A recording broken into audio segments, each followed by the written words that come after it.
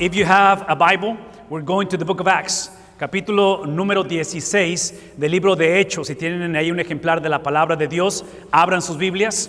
Hechos, capítulo 16. We're going to look into a couple of verses from chapter 16 of the book of Acts. And one of the reasons why we're going to go to the book of Acts, there's a couple of reasons on a day like this. And I want you to keep this in mind, because the book of Acts is one of those books that I feel that is like a hinge. Is that how you say it? Hinge. Cuando habla acerca de una camioneta que le conectas un flatbed, una traila decimos, que le conectas algo y tiene esa bola donde hace la conexión.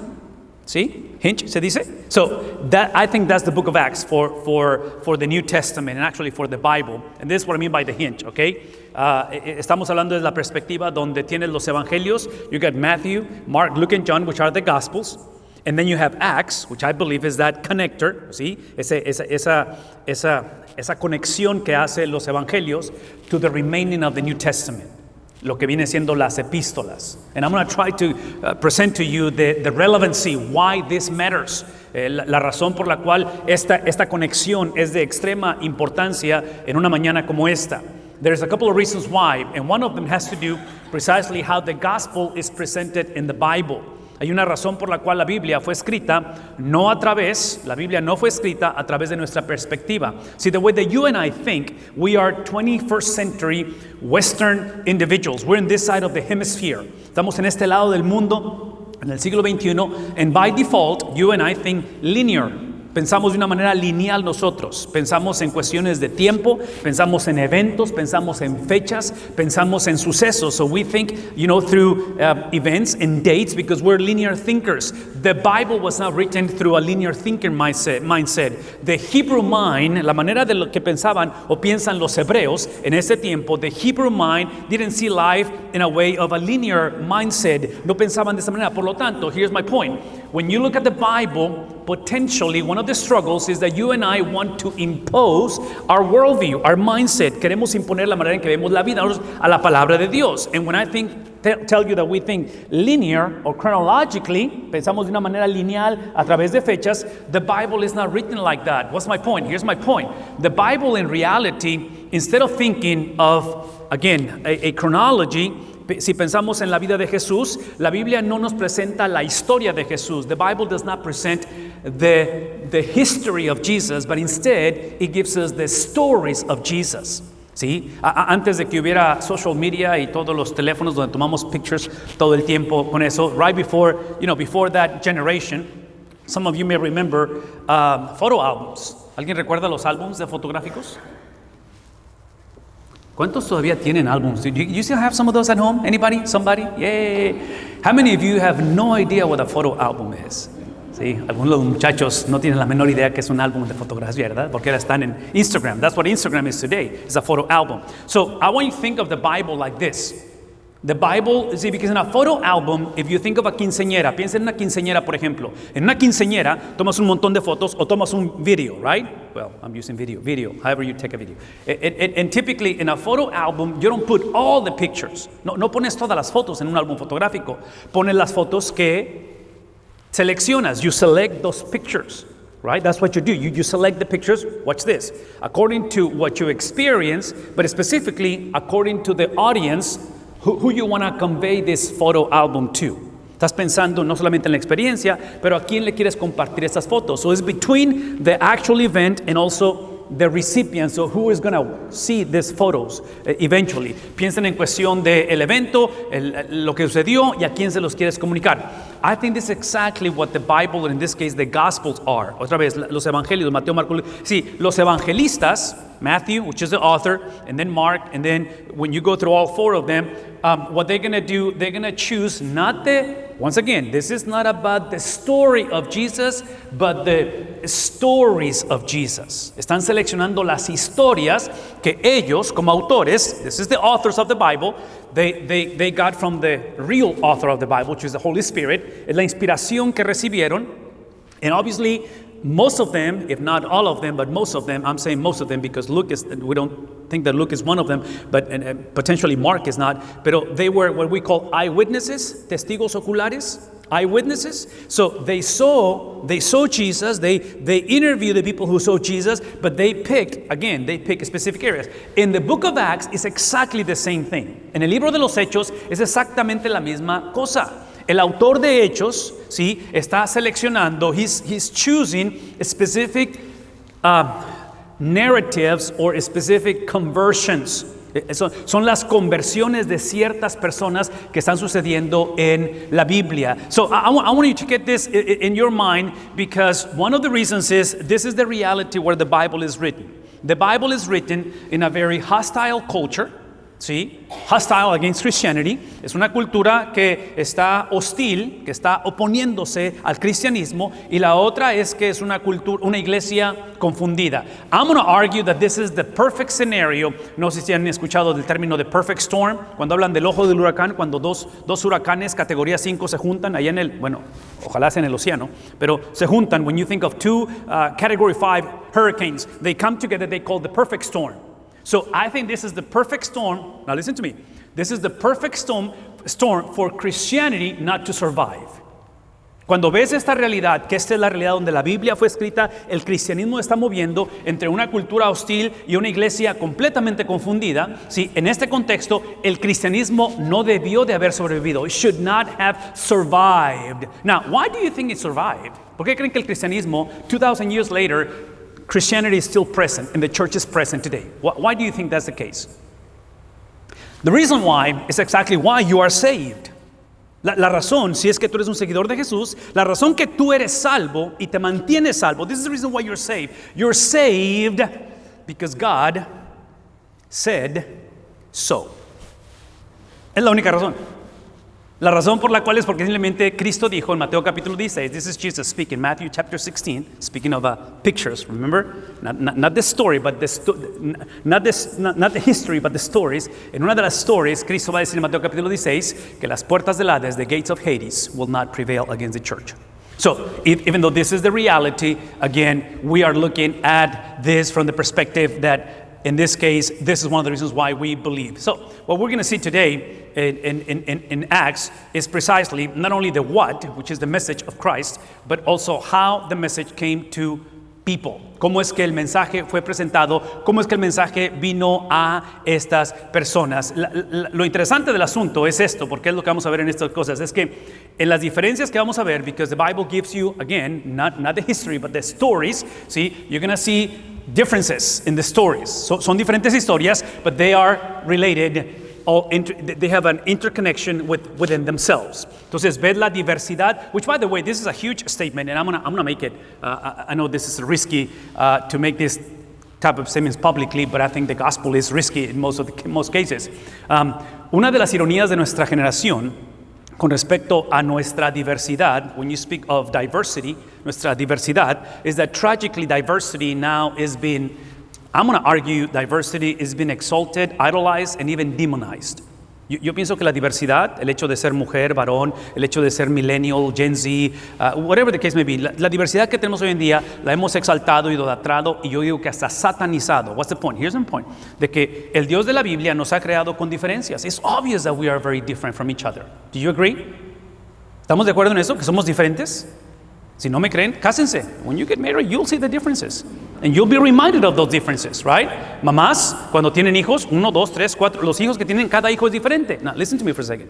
Sí, cada una de esas diferencias que son literalmente, is what we call the fingerprint of God. Dios nos hizo de esa manera. Are you tracking? Nos hizo de esa manera. Ok, pero aquí es el punto. La manera en que Dios nos hizo, sí, this is when you come back to God's original design. El diseño original de Dios es que la manera en que nos hizo, see, the making, the differences, it simply means to an end. It's not the end. The uniqueness, who you are and where you come from, who mama was and grandmama and the church and the previous pastor and where you grew up, all those things matter. And who you are today matters, but you are not the end. You are not the main reason. Es simplemente el vehículo. Las diferencias son el vehículo para presentar, no a nosotros, pero a nuestro Creador, who made us. And I'm bringing this up of the making and the differences because, see, the Bible is going to teach us, it's going to show us through the book of Acts, is that those differences, how people responded to the gospel differently. ¿sí? La gente, esta mañana vamos a ver un solo ejemplo, one example today, because that's all we got time for, but those differences are going to be very similar. They're going to have this commonality that everyone, even though they came to Jesus differently, everybody came to Jesus. Al final de la conversación se trata de la persona de Jesús, no se trata de la conversión de la persona. Now, listen, again, this is controversial, I know it is. This is not about you going to heaven, not you being saved. You being saved is extremely important, but what this is all about is the person of Christ.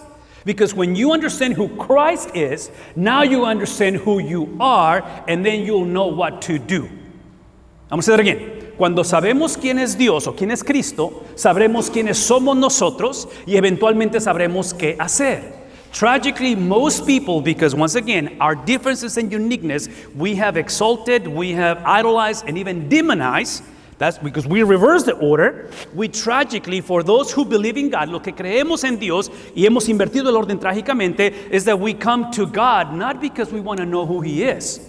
We come to God not because we want to know who we are. We come to God because if there is a God, He needs to tell me what to do. Because I got places to go and people to see. Are you tracking? ¿Sí? Típicamente buscamos a Dios porque lo vemos como en inglés decimos cosmic butler. Es simplemente un sirviente cósmico que no me interesa quién es Él realmente. Con respecto a mi identidad, yo sé quién soy yo. I know exactly who I am. Because it's about me, right? It's about my experiences. No, solamente quiero un Dios, sobre todo cuando decimos, se me atora el zapato. Have you heard that phrase before? When things get a little tough and rough and difficult and you don't know what to do, and then you call upon God because God is supposed to X, Y, and Z. See, I think you're setting yourself for deception. Es donde caemos en esta situación donde si Dios no hace lo que pienso y lo que quiero, y si no me indica qué hacer, entonces Dios no existe. Bueno, again, the book of Acts is going to give us multiple ways of how people actually came to know the Lord, and it's going to give us it's going to give us those differences. The other thing is that we need to understand that when it comes to the gospel, all right, in this specific case, see, the gospel for religious people, or what we call a seeker. La palabra es simpatizante, que sería la cuestión de alguien que está buscando, someone that feels and senses the need or the desire to seek the Lord. And I think this is one of those examples. And again, I'm going to say this again. The differences represents for me, es lo que representan estas diferencias, la manera en que probablemente cada una de las fotos son diferentes, tienen diferentes experiencias, pero hay una cosa en común. There is a commonality in this whole scenario. So again, I want you to just look at this scenario. This is one case. There are 3 cases in chapter 16, which we don't have the time to read, but just one case. Here's what's taking place. Vean lo que dice, versículo 11, capítulo 16. Dice, so after setting sail from Troas, we ran into... lo que está haciendo el escritor, el historiador, and I said the writer of... the guy with the album, right? Is the writer. That's what I'm saying. Lo que está diciendo, está dando indicaciones. He's giving you those details because he's an eyewitness of the places that they go or they went. Verse 12 continues giving you places such as Philippi and then Macedonia, which is a Roman colony, and they were spending some days in this city. Now, look at this is how the seeking begins. Eso es donde empieza esa búsqueda con respecto a Dios. On the Sabbath day, we went outside the gate to a riverside where we were thinking that there was a place of prayer. And we sat down and began speaking to the women who had assembled. Si se ponen a pensar, otra vez, estamos hablando acerca del movimiento del cristianismo. Y cuando hablamos de ese movimiento, no se movió a través de una historia, se movió a través de historias. Did you get that picture? It's not about a history, although there is a history, but it's about the stories. And right now we're looking at the story, one of the stories where they come into this place, llegan a este lugar donde encontramos que es el día de reposo. This matters because of Jewish culture, although these are not Jewish cities. Estas no son iglesias o ciudades judías. Pero es un día de reposo en el cual empiezan y llegan a esta orilla del río. Apparently, the whole concept of coming to a riverside is because there is no synagogue in this place. There is no place of worship. And yet, even though there is no place of worship, and yet, we come to the place where we're going to experience prayer and we're going to sit down. Nos sentamos, dice, porque este es el lugar de oración. Now, here's the beauty of the story. Verse 14, versículo 14.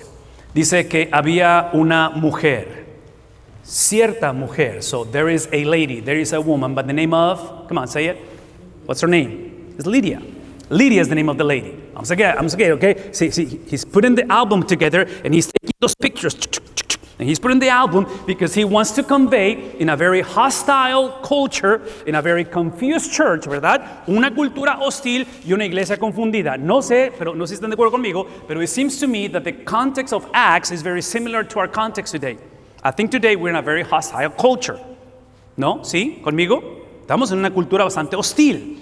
Es hostil en contra de la santidad de Dios. The hostility is against the holiness of God. Because I'm going to say it again. Because we have taken our uniqueness and our diversity. I'm going to say it again. Uniqueness and diversity. And we have exalted. We have literally idolized it. And I believe we have demonized it. It's all about us. It's about me. It's about my skin color, my personal preferences.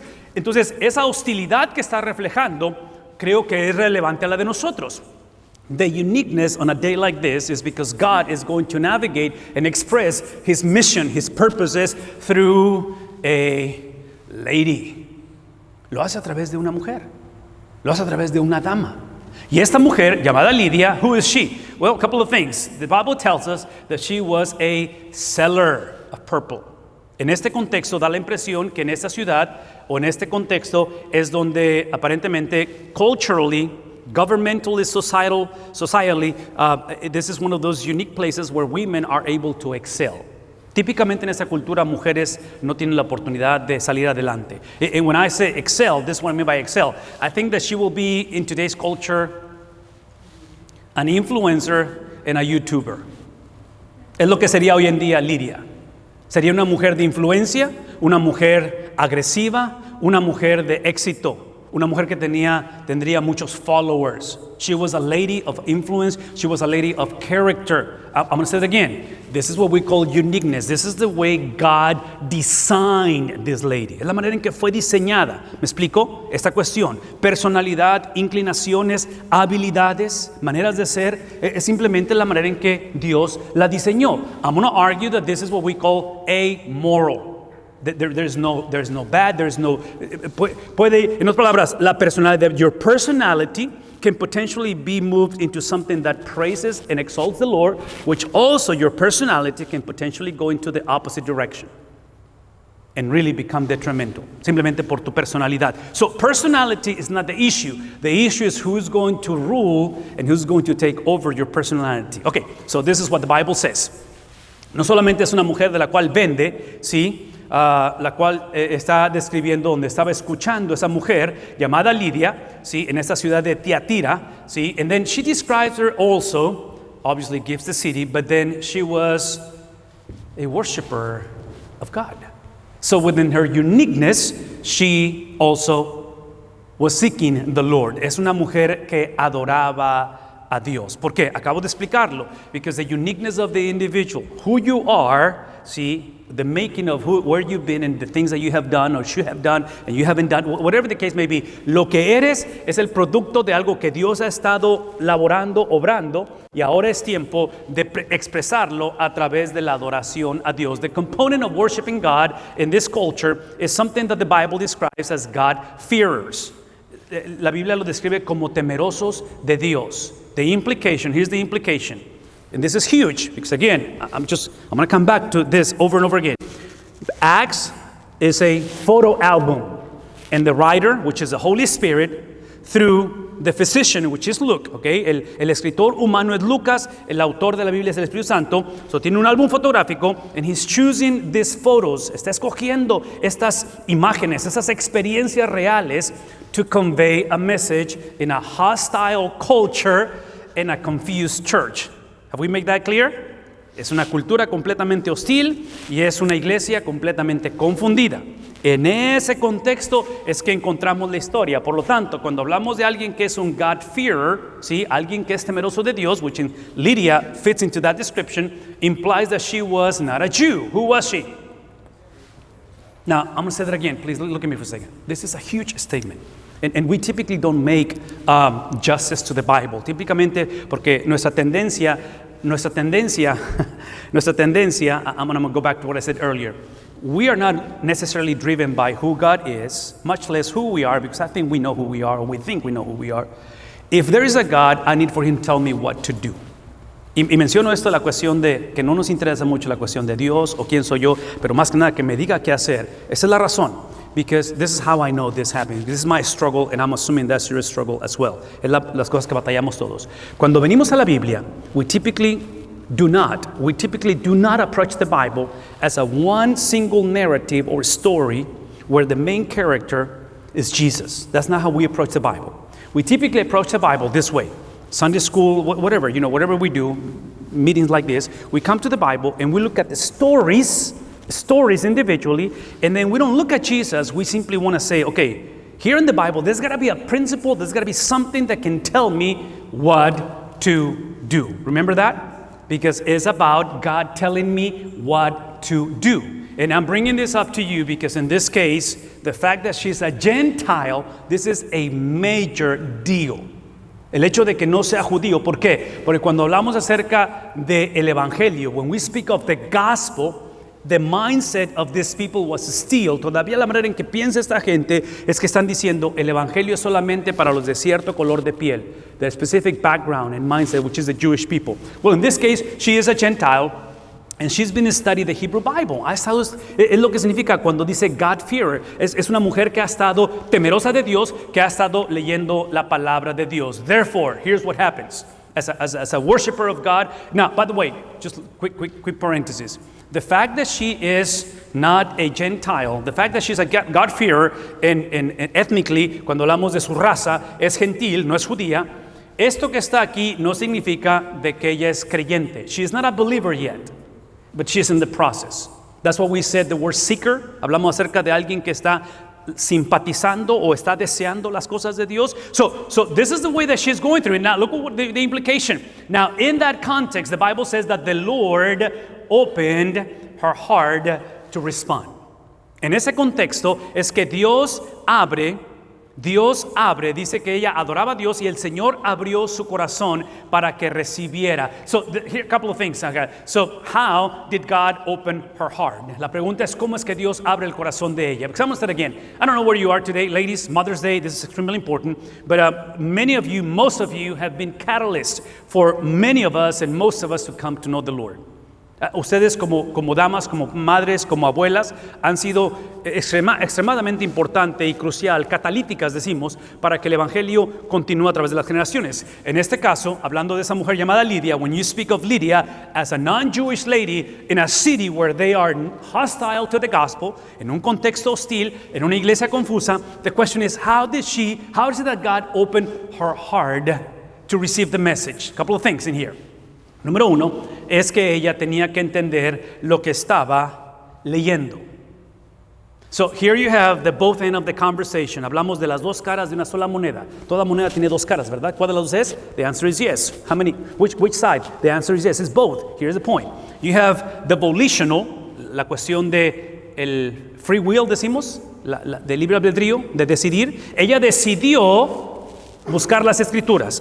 Hablar de God-fearer, to speak of a God-fearer is that she is searching the scriptures of the Jews, the scriptures of the Hebrews. Entonces, ha leído la escritura y en medio de todo eso, de lo que está leyendo, God is going to intervene. So, which one is it? Now, look at me for a second. The beauty of the gospel is that the God of the Bible, and we're about to see this, that takes the initiative. Él toma la iniciativa, Dios toma la iniciativa, eso implica, and if you think of a basketball game or a football game, piensa en un deporte donde literalmente la pelota está ahora de tu lado. We say this in English, the ball is on your court.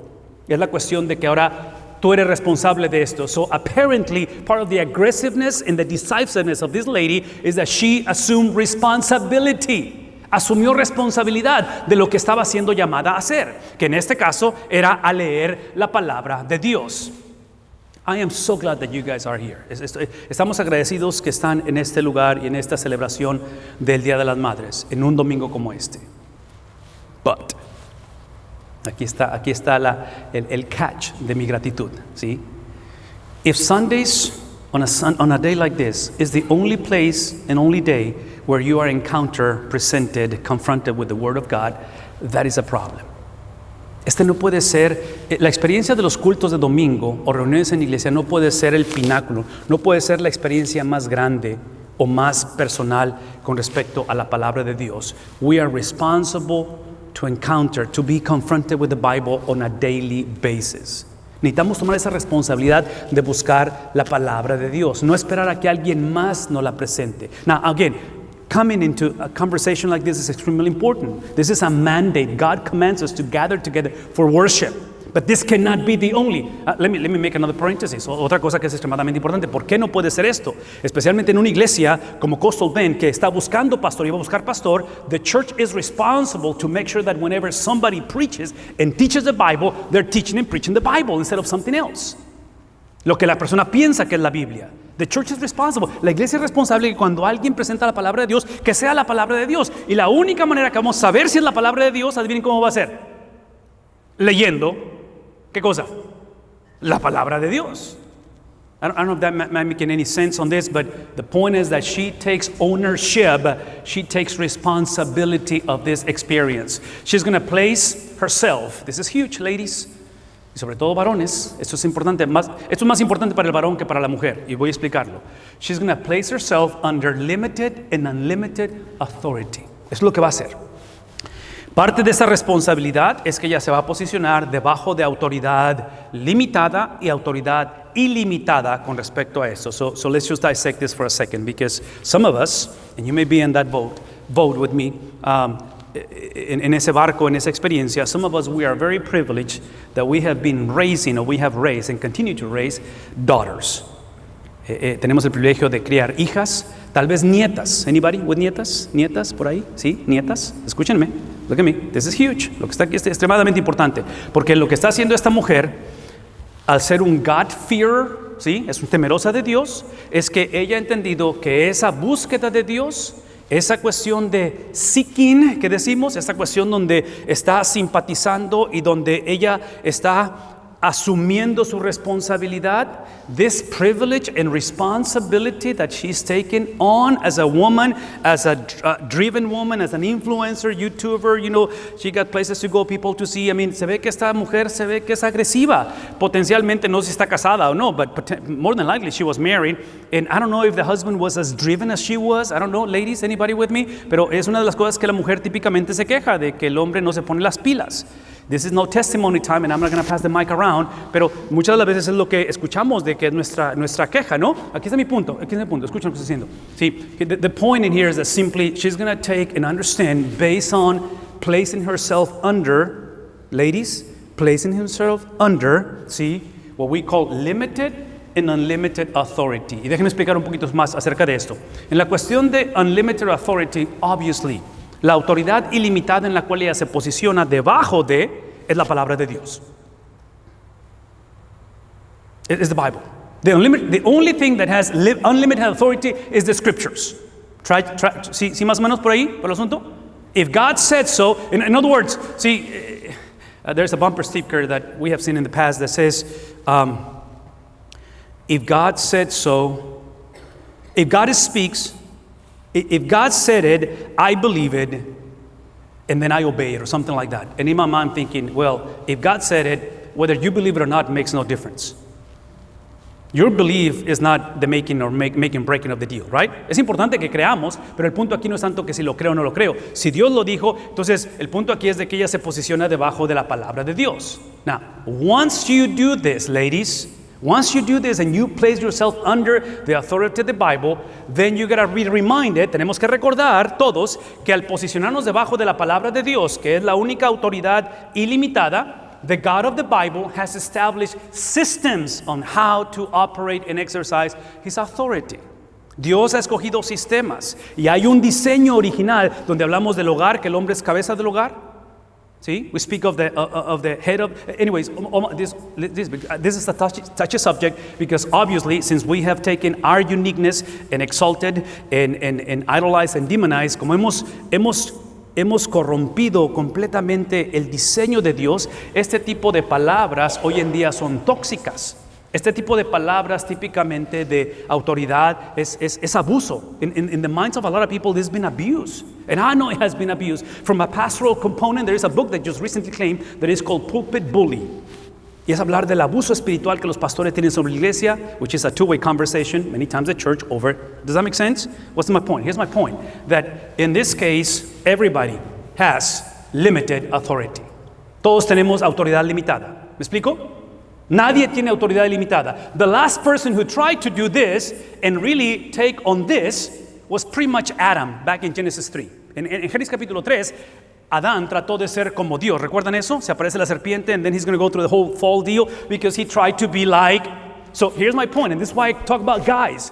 Para los que estamos criando hijas, tal vez nietas, para los que, hey, look at me guys, if you are dating a young lady or you are married to a lady, sí, esa es la razón de que la manera en que nuestra esposa, nuestras hijas y nietas, the way our wives, the way our sisters, the way our daughters and granddaughters, they're gonna submit to the leadership of Jesus is by through men who we've been commissioned to join our place, see, este es donde somos copartícipes, men and women, we come together, we submit to one another because we have submitted to the unlimited authority of Jesus. What's my point? Here's my point, young ladies, los abuelos y padres de jovencitas. Ladies, stop choosing men who do not know this language. Because to me, that's the most detrimental thing. Why would you do this to yourself? ¿Por qué permitimos que nuestras hijas, por qué permitimos que nuestras nietas escojan varones jóvenes que este lenguaje está completamente de cabeza o que no existe? Why would you do that? Now, on the flip side, guys, if we are abusing and we are neglecting our role to lead by placing ourselves under the unlimited authority of the scriptures and then taking the role that we're called to take in a co-participant, right? Lo hacemos de una manera en la cual, listen to me, there is equality in essence in our relationship, but there is distinction in function. Hay igualdad en nuestra esencia. No hay diferencia entre varón y dama en cuestión de esencia. El valor es exactamente el mismo, pero hay diferencia en función. ¿Cómo funcionamos? So if you go back into the analogy of a football team or basketball team, you need to have a quarterback. Now, every player is equally valuable, but the functionality is different. Porque si a mí me dan un Tom Brady, me dan un, ¿quién más? Dak, no Dak, I don't want Dak. If you give me one of those super quarterbacks, we have a better chance to win, don't we?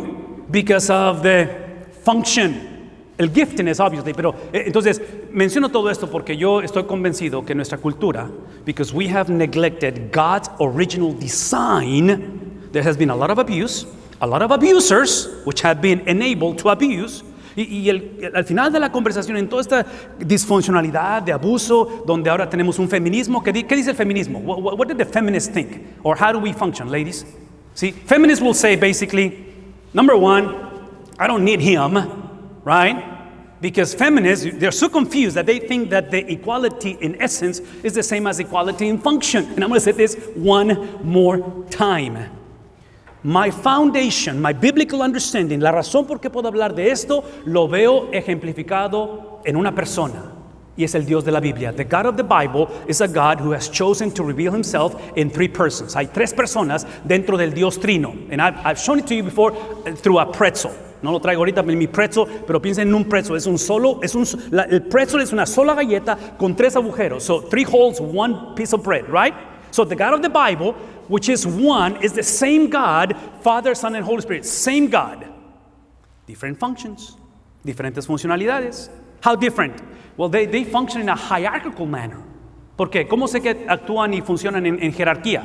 Porque el Hijo se somete a ¿quién? Who does he submit to? The Son. To the Father. And the Holy Spirit submits to the Son. So the differences in functionality do not alter, do not change the essence of the individuals. And I'm going to say it one more time. Esta dama llamada Lidia aparentemente entiende sus principios desde el momento en la cual ella entiende that the point of the conversation is not that she worshipped. The point of the conversation is the object of the worship. El punto no es la adoración. El punto es ¿qué cosa? A quien adoramos. Why? I'm going to say that again. Because once you worship the God of the Bible, this takes place. Now, esa es la razón por qué mucha gente no quiere lidiar con esto y prefiere poner su enfoque en qué? Just on a spiritual practice. It's my life. It's the way I want to think. It's my private time with God. I choose the church. Are you listening to the language of autonomy? That this is about, it's about me. So he must, if he does exist, he must accommodate to my experience, where I come from, what happened to me, my frustration, my feelings, Y otra vez, ese no es el Dios de la Biblia. Él no se acomoda. Bueno, let me rephrase that. He did accommodate 2,000 years ago. Hace 2,000 años Él se acomodó y se adaptó. Al nacer a través de una virgen, caminó por 33 años, tomó nuestro lugar en la cruz, fue puesto en un sepulcro, resucitó al tercer día. ¿Y dónde está ahorita? Where is Jesus right now after the whole premise that I just explained? See, he is literally sitting at the right hand of the Father. So therefore, here's what happens. The Lord opened her heart to respond to the things spoken by Paul. Observen que ahora sí entra esa actividad sobrenatural donde el Dios de la Biblia abre su corazón. So this is what God did. What God revealed to her. Eso es lo que Dios reveló a ella en un día como este. Reveló que la salvación, literalmente, primeramente, es de quién? You're saved, first and foremost, from God. La salvación de nosotros no es simplemente de un infierno. It does include hell, and I hope and you do understand that you are bound to hell if you don't know Christ. But if you know Jesus this morning, salvation is first and foremost from God. And the God that you need to be saved from is the same God that has chosen to save you as well. So, somos salvos de Dios, somos salvos de nosotros mismos y somos salvos de un infierno. La implicación de ello, this is how God saves. He saves through covenants. A través de pactos, a través de relaciones que Él hace consigo mismo. And here's what I'm going to say, and then I'm going to pray after this. Okay? Les prometo que voy a orar. ¿Sí? El pacto que me encanta a mí enfatizar es el pacto que encontramos en Génesis capítulo 15. This is the beginning of the conversation. Go back, regresen a cómo inicia la conversación. ¿Por qué? Vean un tantito.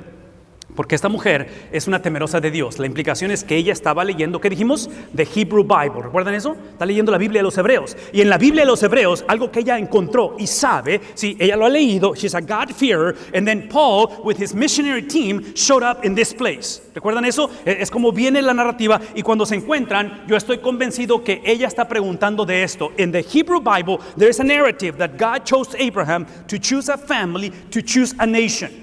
Es lo que la Biblia enseña. En la cultura judía, Dios escogió a Abraham, escogió a su familia y escogió una nación. Y en esa narrativa, Pablo viene para explicarle a ella lo que está.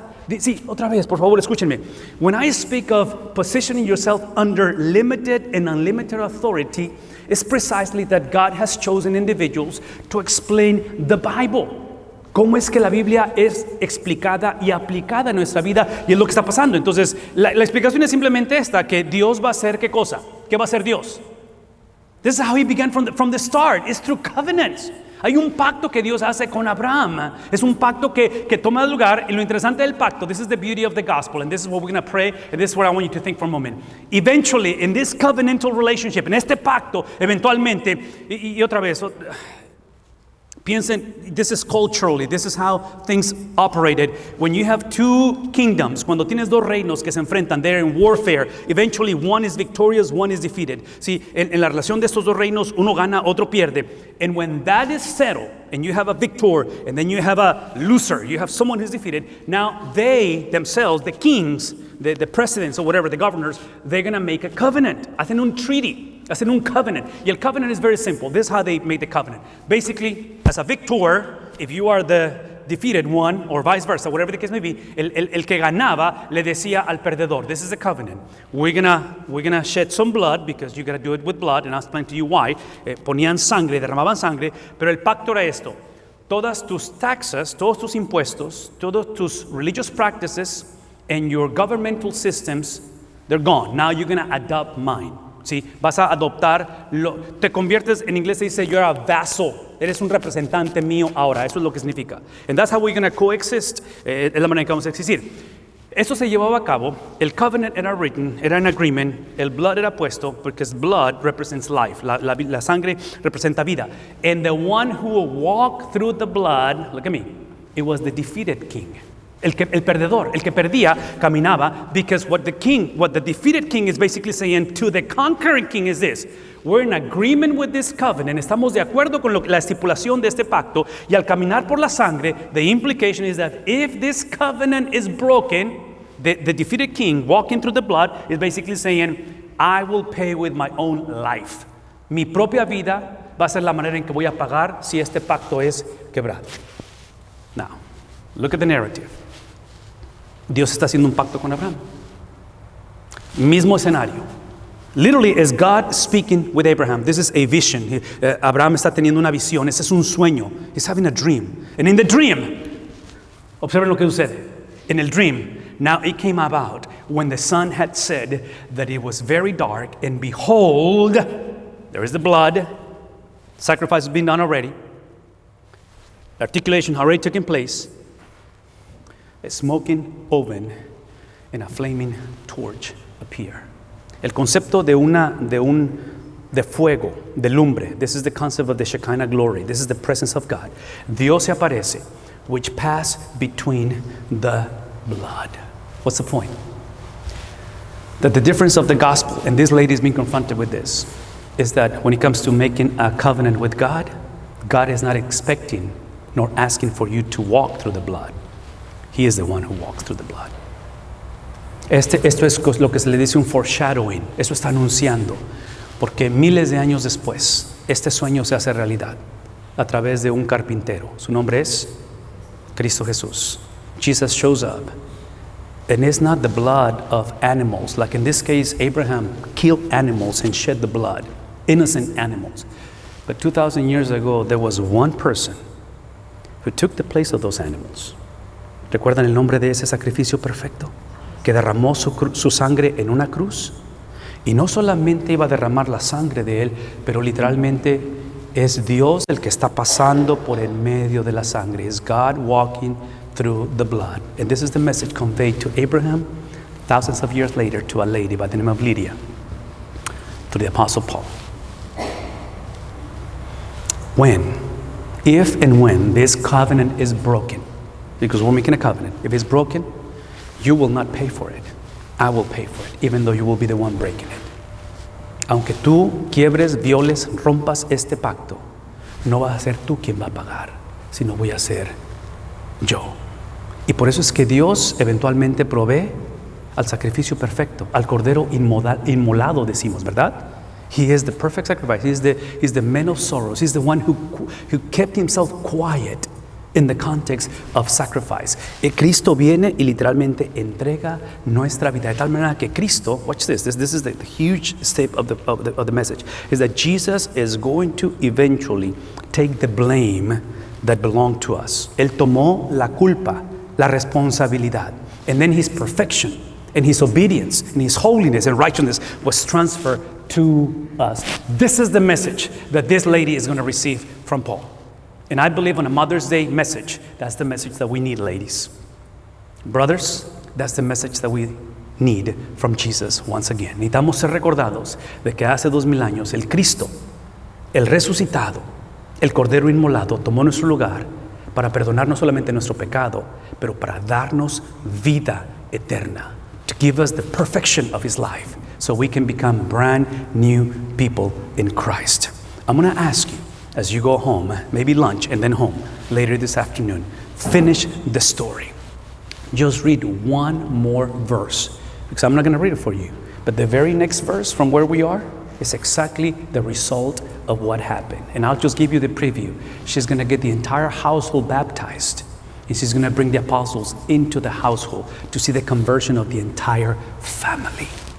Familias completas, avivamiento, el evangelio entró, plantaron iglesias because of someone understanding the message of the gospel. She was a doer, she was a go-getter, she was driven, and all of that was submitted to the God who did. Es el Dios que ya lo hizo, damas. Por mucho que tenemos que hacer, por mucho que necesitamos hacer y deseamos hacer, el evangelio dice que ya está hecho. Nuestra confianza está puesta no en nuestra habilidad, no en nuestras capacidades, está puesta en lo que el Dios de la Biblia hizo a través de las edades. And today, this experience, this sacrifice is available to all of us.